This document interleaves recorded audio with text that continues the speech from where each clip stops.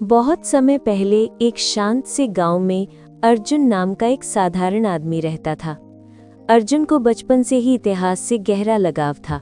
वो अक्सर सोचता था, क्या मैं उन जगहों को अपनी आंखों से देख सकता हूँ जहाँ हमारे पूर्वजों ने अद्भुत काम किए थे। एक दिन उसे अपने दादा की पुरानी लकड़ी की संदूक में एक प्राचीन नक्शा मिला। नक्शा किसी खोए हुए ऐतिहासिक क्षणों की ओर इशारा कर रहा था, ऐसे रहस्य जिन्हें दुनिया भूल चुकी थी। अर्जुन ने तय किया कि वो इन रहस्यमयी जगहों को खोजकर इतिहास को फिर से जीवित करेगा। अर्जुन सुबह सुबह घर से निकला। रास्ते में पंछियों की आवाजें, ठंडी हवा और दूर चमकते पहाड़ उसे बुला रहे थे। लेकिन ये सफर आसान नहीं होना था।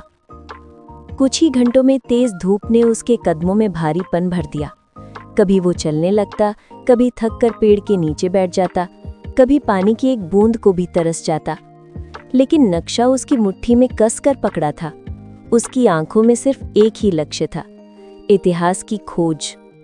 2 दिन की यात्रा के बाद वो ऊंचे ऊंचे पहाड़ों तक पहुंचा। चढ़ाई बहुत कठिन थी, पत्थर फिसलते थे, सांसें भारी हो जाती थीं। कई बार तो उसे लगा कि वो आगे नहीं जा पाएगा, शायद मुझे यहीं लौट जाना चाहिए। लेकिन जैसे ही वो पीछे हटने का सोचता, हवा एक फुसफुसाहट की तरह उसके कानों में कहती, एक कदम और, बस एक कदम और। उसी हिम्मत ने उसे पहाड़ की चोटी तक पहुंचा दिया। वहां से दिख रहा दृश्य अद्भुत था। सूरज की रोशनी में चमकती एक गहरी घाटी और उसके किनारे एक पुराना टूटा हुआ किला। अर्जुन जैसे ही किले में पहुंचा, उसे दीवारों पर पुराने समय की नक्काशियां दिखीं। इनमें एक राजा के साहस और एक युद्ध के अद्भुत क्षणों का वर्णन था, जो इतिहास की किताबों में कहीं नहीं मिलता। यहीं से अर्जुन को पहला सुराग मिला, एक चिन्ह जो उसे अगली जगह की ओर ले जाने वाला था। उसका मन उत्साह से भर गया, लेकिन सफर अभी बाकी था। अगला पड़ाव एक घना जंगल था। दिन में पेड़ों की हरियाली भले ही सुंदर लगती थी, लेकिन रात होते ही हवा पेड़ों में एक अजीब सी आवाज पैदा करने लगी।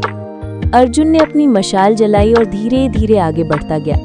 कभी झाड़ियां हिलती, कभी दूर भेड़िए की आवाज आती, कभी लगता कोई पीछा कर रहा है। थक कर वो एक बड़े पत्थर के सहारे बैठ गया। आंखें भारी थीं, शरीर दर्द से भरा था, पर दिल मजबूत था। वो बोला, इतिहास की आग मेरे भीतर है, मैं रुकूंगा नहीं। तीसरा हिस्सा था सूखा, लंबा और खतरनाक रेगिस्तान।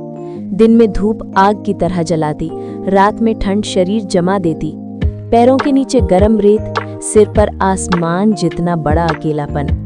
अर्जुन कई बार गिरा, कई बार उठा, कई बार आंखें बंद होने लगीं। लेकिन नक्शे का दूसरा चिन्ह उसे रेगिस्तान के बीचों बीच एक कब्रगाह तक ले गया, जहां सदियों पुराने योद्धाओं के शस्त्र दबे हुए थे।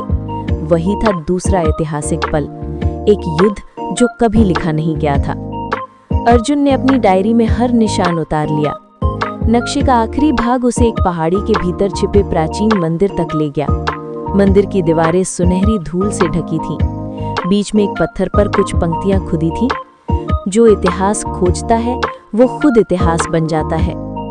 अर्जुन ने समझ लिया, उसने सिर्फ इतिहास नहीं खोजा था, बल्कि उस साहस, हिम्मत और जज्बे को भी पाया था जो हर ऐतिहासिक पल के पीछे छुपा होता है। अर्जुन जब गांव लौटा तो उसके पैरों में छाले थे, चेहरा धूप से जला था, पर आंखों में चमक थी। लोगों ने पूछा, क्या मिला तुम्हें? अर्जुन मुस्कुराया और बोला, इतिहास सिर्फ कागजों में नहीं, हर कदम में छिपा है। जो चल पड़े वही खोज पाता है।